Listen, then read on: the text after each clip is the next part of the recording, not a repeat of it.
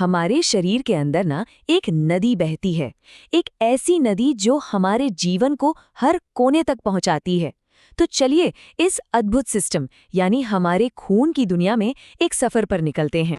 चलिए एक सवाल से शुरू करते हैं। हमारे शरीर में ऐसा कौन सा ऊतक यानी टिश्यू है जो ठोस नहीं बल्कि तरल है? ये एक बड़ी दिलचस्प पहेली है जो हमें सीधे खून की अनोखी दुनिया में ले जाती है।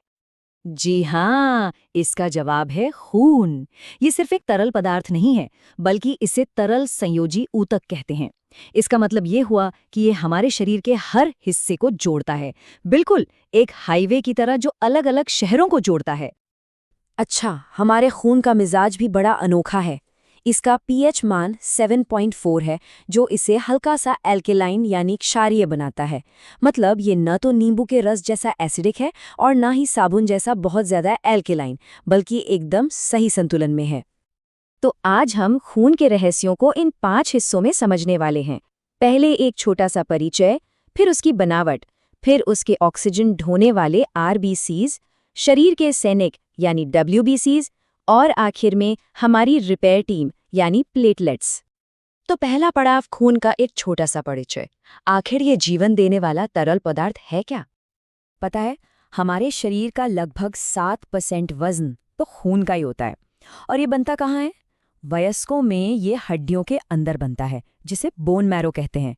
और खून की पढ़ाई को हेमेटोलॉजी कहा जाता है। तो अगर खून एक हाईवे है, तो इस पर चलने वाला ट्रैफिक क्या है? चलिए खून की बनावट को थोड़ा और करीब से देखते हैं।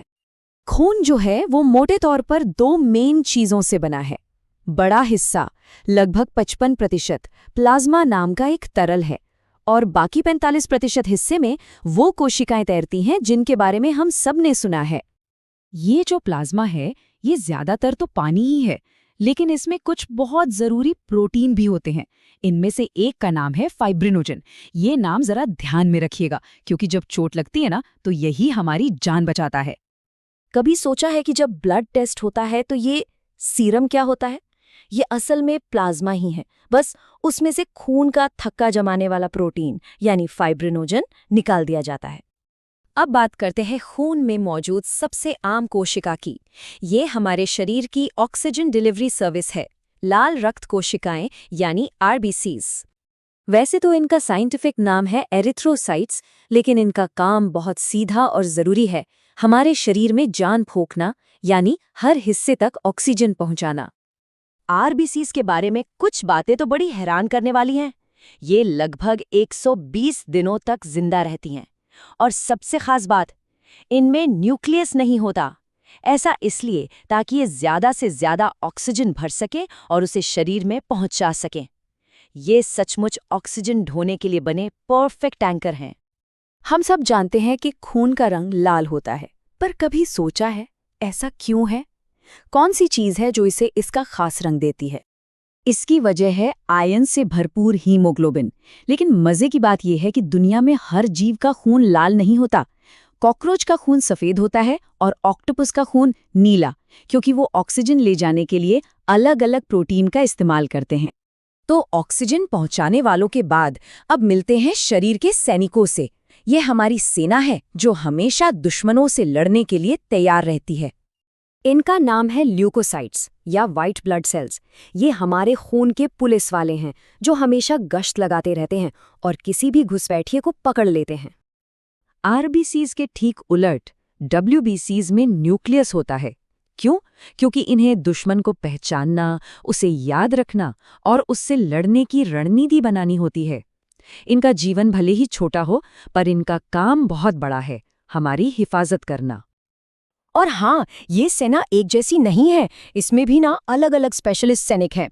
जैसे न्यूट्रोफिल्स बैक्टीरिया पर हमला करते हैं, तो लिम्फोसाइट्स आने वाले खतरों के लिए एक मेमोरी बना लेते हैं। हर एक का अपना खास काम है। तो हमारे पास ऑक्सीजन पहुंचाने वाले भी हैं और सैनिक भी। लेकिन क्या होगा अगर शरीर की दीवार में कोई दरार आ जाए, मतलब हमें कोई चोट लग जाए? यहीं पर हमारी रिपेयर टीम काम पर लगती है। ये हैं थ्रोम्बोसाइट्स, जिन्हें हम आम भाषा में प्लेटलेट्स कहते हैं। ये पूरी कोशिकाएं नहीं हैं, बल्कि कोशिकाओं के छोटे छोटे टुकड़े हैं। जैसे ही कहीं कट लगता है, ये मरम्मत करने वाले छोटे कारीगर फौरन वहां पहुंच जाते हैं। और फिर एक जादुई प्रक्रिया शुरू होती है। जैसे ही खून हवा के संपर्क में आता है, एक के बाद एक केमिकल रिएक्शन होते हैं। प्रोटीन एक दूसरे को एक्टिवेट करते हैं और आखिर में फाइब्रिन का एक जाल बन जाता है। ये जाल आरबीसीज को फंसाकर एक थक्का बना देता है और खून बहना रुक जाता है। लेकिन सोचिए, जब ये प्रक्रिया काम नहीं करती तो हीमोफीलिया जैसी बीमारी हो जाती है। इसमें खून का थक्का आसानी से नहीं जमता।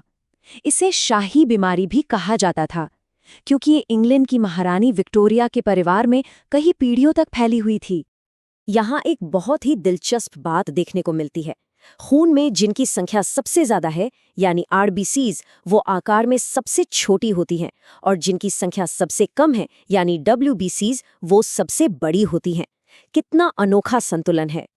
अगर इस संतुलन को नंबरों में देखें तो हर एक डब्ल्यूबीसी के मुकाबले खून में लगभग 40 प्लेटलेट्स और 600 आरबीसीज होते हैं। मतलब हमारी सेना छोटी है, लेकिन डिलीवरी सर्विस बहुत बड़ी है। तो जाते जाते एक सवाल, हमारे शरीर के अंदर हेपेरिन नाम का एक पदार्थ खून को जमने से रोकता है, लेकिन चोट लगने पर फाइब्रिनोजन उसे जमा देता है। ये जो कमाल का संतुलन है, यही तो जीवन की इस नदी को हमेशा बहता रखता है। सच में हमारा शरीर एक कमाल की मशीन है।